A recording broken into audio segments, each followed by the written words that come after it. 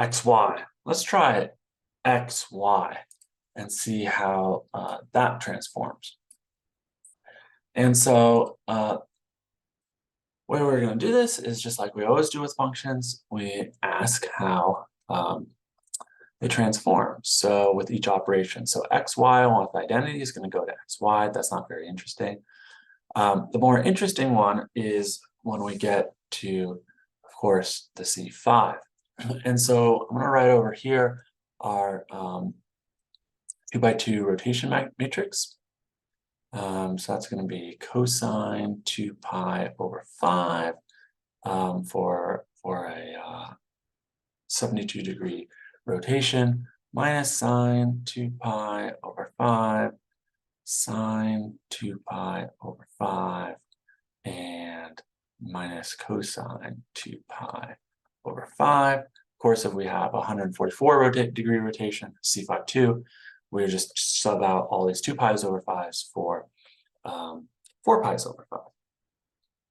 So what this is telling us is that x, right, is going to actually cosine 2 pi over 5x minus sine 2 pi over 5y, and y goes to sine 2 pi over 5x.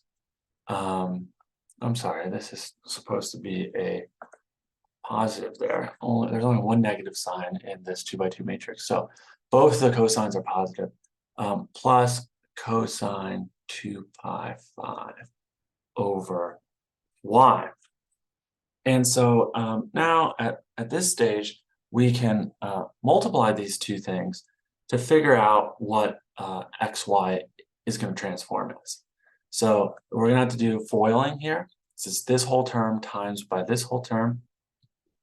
And so xy is I'm going to multiply that out, is going to equal to cosine squared, multiplying the two cosine terms together, cosine squared 2 pi over 5, minus, now multiplying the two sine terms together, minus sine squared, so this is cosine 2 pi over 5, and we have an x and a y.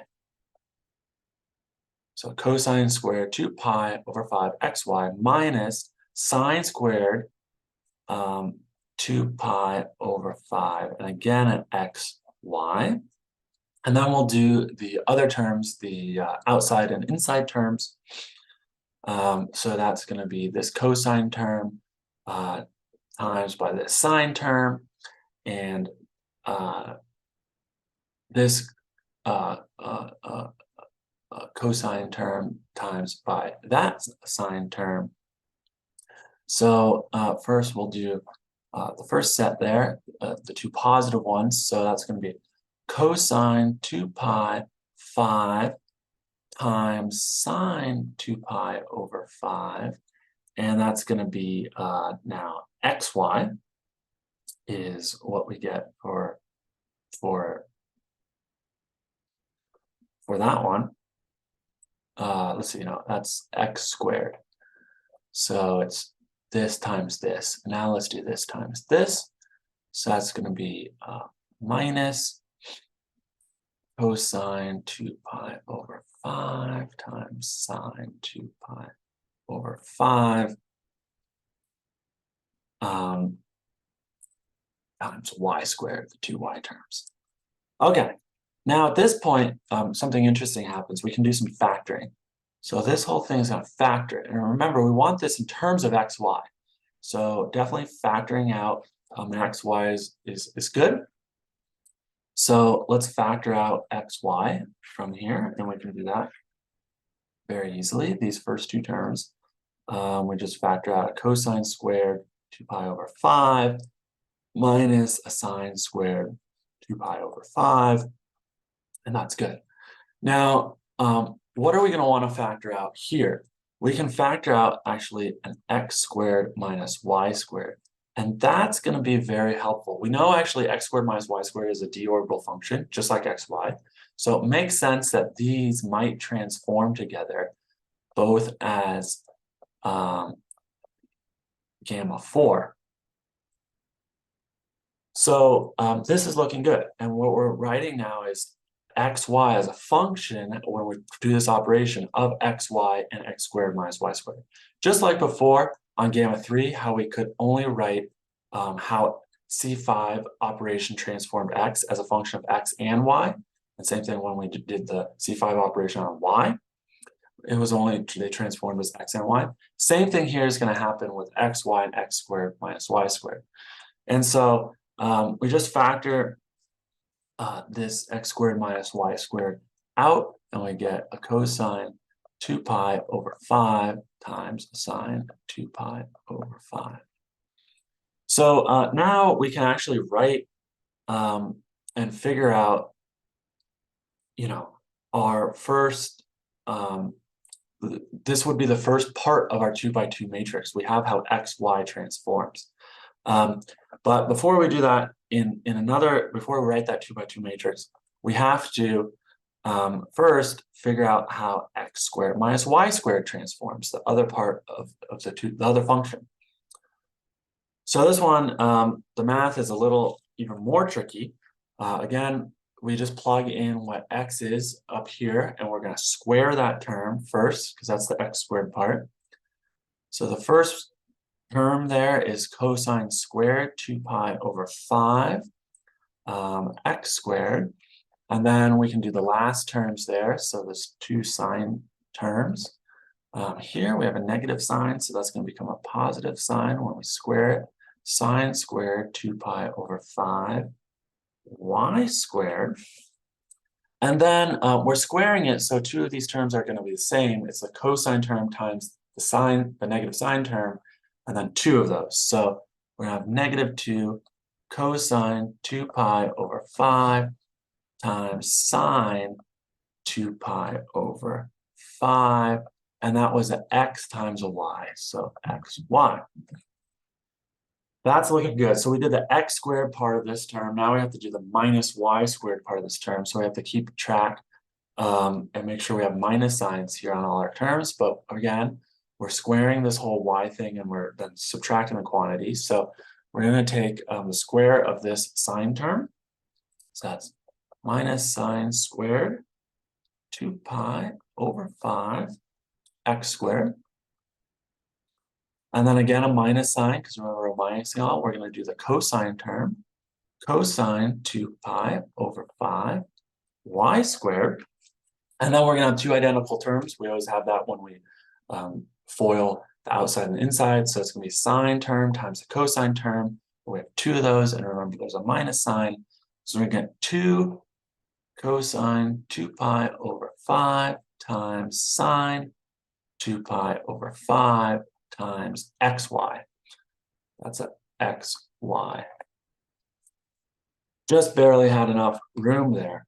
But something very similar ends up happening here, where we can factor some things out. And so the first thing that we can factor out is actually, again, we want to get this in terms of x squared minus y squared, right? We want to factor out an x squared minus y squared, and we want to factor out an xy. Those are the 2 functions that are transforming together.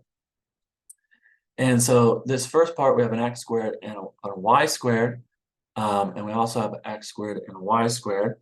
So what we can do for this first part is that's going to become cosine squared 2 pi over 5, and we then so we factored out that,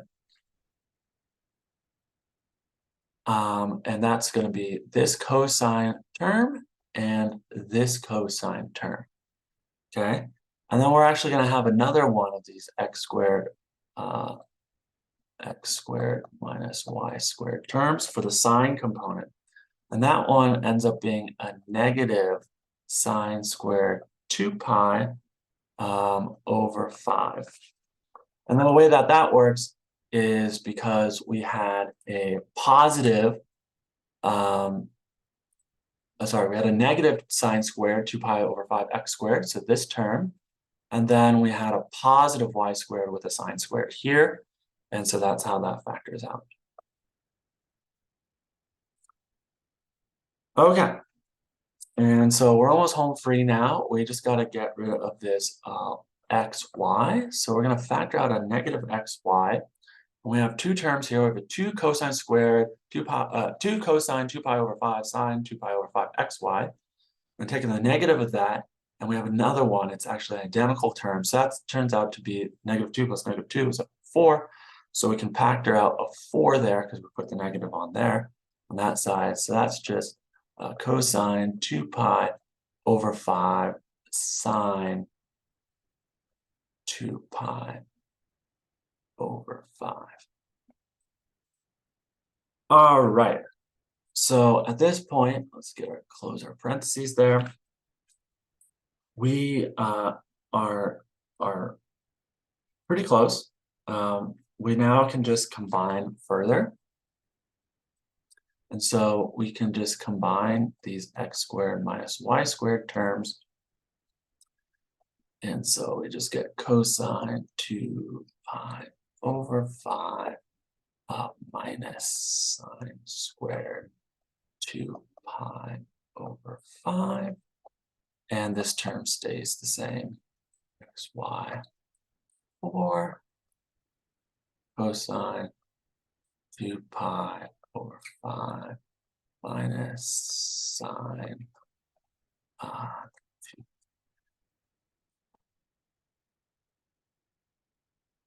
Great.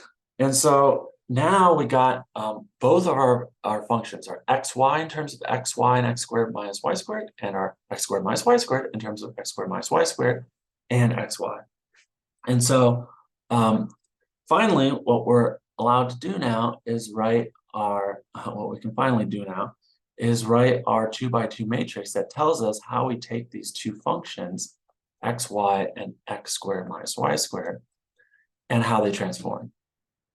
And what I'm going to do here to save us some time is really we know that the character of the matrix is just a sum across the diagonal, right? The trace of the matrix. So all we care about here is the diagonal term. So I'm not going to write the off diagonal terms. And the diagonal terms are the part for xy is the part that contains xy. So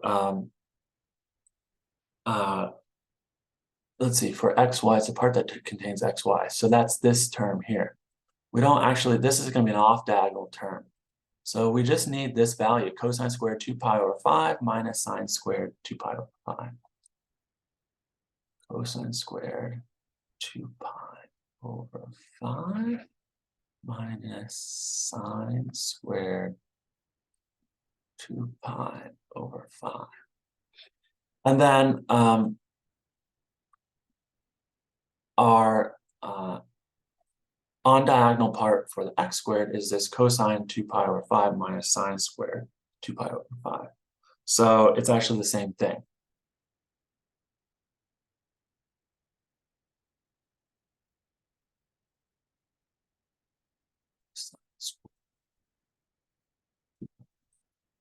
And so the sum of the diagonals here is going to be our character. And so our character, chi of C5 is equal to just 2 times this, because we just added those two terms, which are the same. Cosine, 2 times cosine squared 2 pi over 5 minus 2 times sine squared 2 pi over 5. That's going to be our character. Now, that looks pretty messy. And so on the next slide, what we're going to do is we're going to just simplify that a bit.